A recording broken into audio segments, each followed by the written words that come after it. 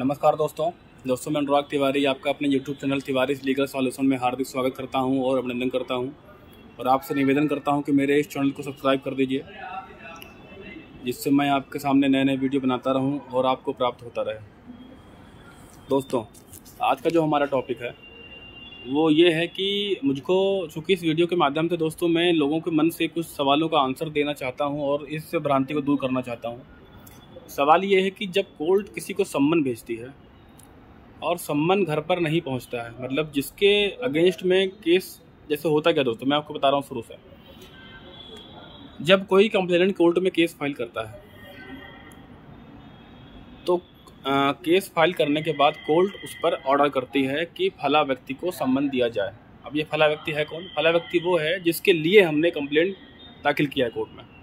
मतलब प्रतिवादी, वादी होता है जो मुकदमा दाखिल करता है, प्रतिवादी होता है जिसके लिए मुकदमा दाखिल किया गया है। तो प्रतिवादी को नोटिस को बोलते हैं कोर्ट की भाषा में सम्मन, कि कोर्ट भाई तभी तो कोई बात सुनेगी जब दोनों पक्षों को बुलाएगी। एक पक्ष तो कोर्ट में आ गया, अब दूसरे पक्ष को बुलाने के लिए कोर्ट सम्मन भेजती है।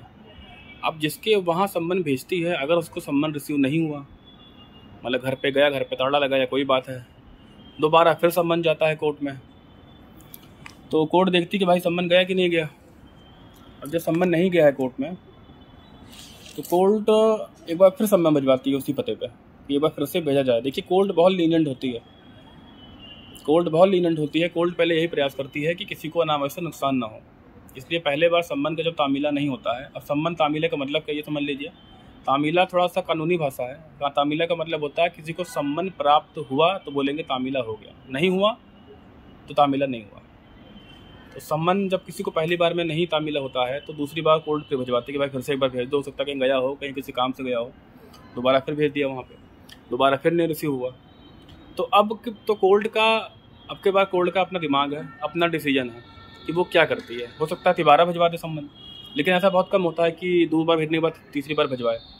तो जनरली जब 2 बार सम्मन तामील नहीं होता है, सम्मन नहीं पार्टी को मिलता है, तो कोर्ट एक काम करती है कि कोर्ट क्या करती है कि एक जनरल पब्लिकेशंस में एक न्यूज़ निकलवाती है, एक खबर छपवाती है, जनरल पब्लिकेशन करती है पेपर में निकलवा करके, उसका वेट करती है।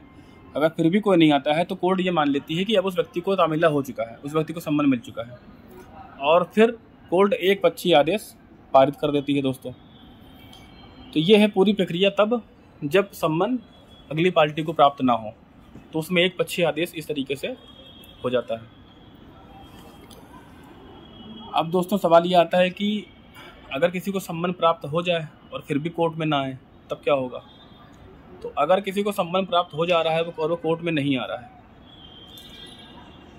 तो जो कंप्लेनेंट है, जो वादी मुकदमा है, जिसने मुकदमा दाखिल किया है, उसके वकील को कोर्ट में ठोस सबूतों, ठोस गवाहों, जैसे भी वो अपने अच्छे से मेरिट पे बढ़िया बहस कर ले, बहस करके वो कोर्ट के माध्यम से अपने पक्ष में एक पक्षीय आदेश करवा सकता है कि देखिए साहब, उनको सम्मन गया, वो यहाँ आए नहीं, क्योंकि वो गलत है इसलिए आना नहीं चाहते हैं और कोर्ट का समय जाया हो रहा है, इसलिए मेरी बहस सुनी जाए और मेरे पक्ष में आदेश किया जाए। तो कोर्ट फिर क्या करती है, वो पूरी बहस सुन लेती है और एक पक्षीय आदेश आपके फेवर में कर देती है।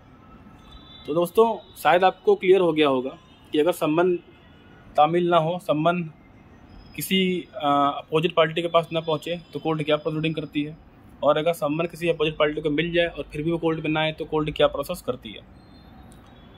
और दोस्तों, अगर आपको और भी कोई जानकारी में कमी लगे, कुछ पूछना हो, तो आप मुझको फ़ोन कर सकते हैं, व्हाट्सएप कर सकते हैं।